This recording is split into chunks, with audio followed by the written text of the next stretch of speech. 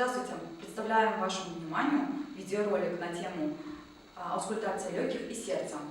Аускультация – это метод выслушивания произвольно возникающих в организме звуковых явлений. Аускультация была внедрена французским врачом Рене Лайнеком в 1819 году. Он же изобрел стетоскоп.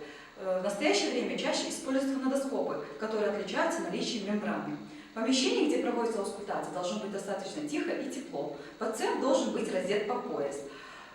Выслушивать легкие пациента лучше в положении сидя, со сложенными на колени руками. Тяжелых больных выслушиваем в положении лежа, переворачивая сбоку на бок при аускультации легких. Обрабатываем руки гигиеническим способом, надеваем маску. Обрабатываем головку и ливу фонодоскопа антисептическим раствором.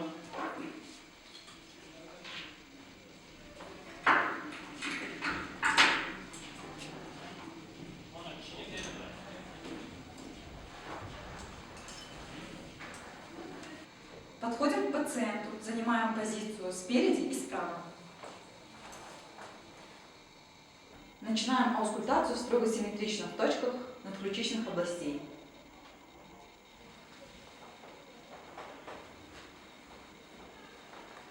Выслушиваем две фазы дыхательного цикла в каждой точке. Дыхательный цикл состоит из фазы вдоха и выдоха. Перемещаем фонодоскоп на переднюю стенку грудной клетки.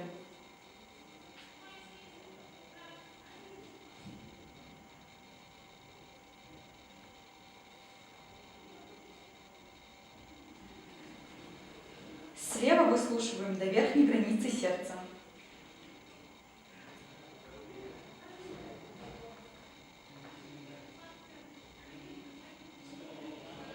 Продолжаем аускультацию в аксиллярных областях.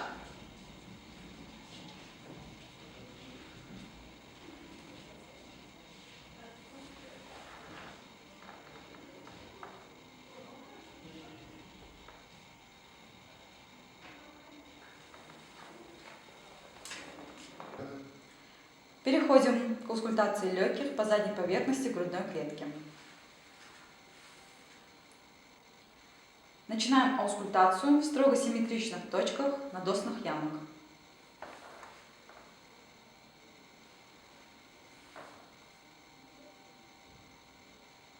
Межлопаточных областей.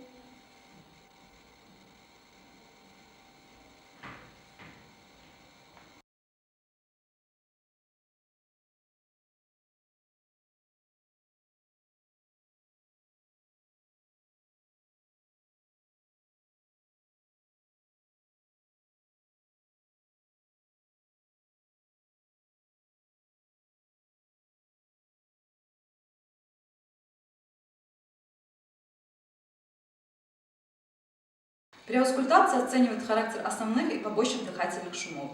К основным дыхательным шумам относятся вестикулярное и бронхиальное дыхание. К побочным дыхательным шумам относятся крепитация, хрипы, а также шум трения плевры. Основные дыхательные шумы лучше выслушивать при обычном дыхании пациента через нос с закрытым ртом, а побочные дыхательные шумы при более глубоком дыхании пациента через открытый рот. Везикулярное дыхание может измениться как в сторону усиления, так и ослабления. Усиленное везикулярное дыхание, так называемое пуэрильное, которое встречается у детей от 6 месяцев до 5-7 лет. Ослабление везикулярного дыхания мы можем выслушать, например, при эмфиземе легких, когда стенки альвеол теряют свою эластичность. Дорогие коллеги, приступим к аускультации сердца. Аускультация сердца желательно выслушивать при задержке дыхания. Аускультацию сердца мы можем проводить, если позволяет состояние больного, в вертикальном положении, горизонтальном положении, после физической нагрузки. Есть определенная последовательность. Я по секрету скажу вам, дорогие коллеги, это крест-накрест. Тут глубоко задуматься не надо и не стоит, потому что это здесь оценивают по частоте поражения клапанов. Так. Первая точка совпадает с верхушечным толчком, Сперва мы должны оценить и определить верхушечного толчка.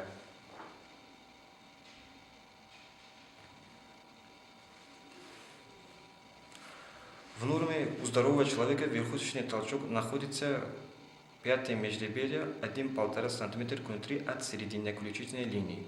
Здесь выслушивается митральный клапан и ведущим тоном является первый тон. Следующая точка – это вторая точка. В норме у здорового человека находится второе межреберье у правого края грудины. Место выслушивания аортального клапана и ведущим тоном здесь является второй тон. Следующая точка – это третья точка. В норме у здорового человека находится второе межреберье у левого края грудины. Место выслушивания легочной артерии и ведущим тоном здесь является второй тон. Следующая точка – это четвертая точка. В норме у здорового человека находится четвертое межреберье у правого края грудины. То есть это место переход стерну, то есть грудина, мечевидный отросток. Вот здесь. Здесь выслушивается трикуспидальный клапан и ведущим тоном является первый тон. Следующая пятая точка – это точка Боткина-Эрба, то есть является это дополнительная точка. В норме у здорового человека находится третье межреберье у левого края грудины. Вот здесь. Здесь выслушивается патология клапанов аорты. При аускультации каждой точки сердца мы должны дать характеристику тонов сердца. Это звучность, тембр, частота, ритм, расщепление, раздвоение. При аускультации сердца мы выслушиваем в норме первый тон и второй тон. Иногда выслушивается третий, четвертый тон, это у детей. Так, дорогие коллеги, как мы отличаем первого тона от второго тона? Так, первый тон это систолический, продолжительный. Лучше выслушивается первый тон, первая и четвертая точка аускультации. После первого тона короткая пауза. Первый тон совпадает с верхушечным толчком и пульсацией сонной артерии. При выявлении шумов сердца мы должны дать характеристику. Этот шум совпадает ли с фазами сердечного цикла или не совпадает. Свойства этого шума, локализация этого шума. Этот шум проводится или не проводится. Мы должны уметь определить шум какого происхождения, функционального происхождения или органического, внутрисердечный или экстракардиальный. Функциональные шумы, в отличие от органического, не постоянные, не продолжительные, то есть они могут меняться в зависимости от фазы дыхания и после физической нагрузки. Они мягкие в основном и дующие. Еще кроме этого есть экстрасердечные шумы. Это шум трения перикарда и плевроперикардиальный шум. Они не совпадают с фазами сердечного цикла, усиливаются при нажатии стетоскопом грудной клетки.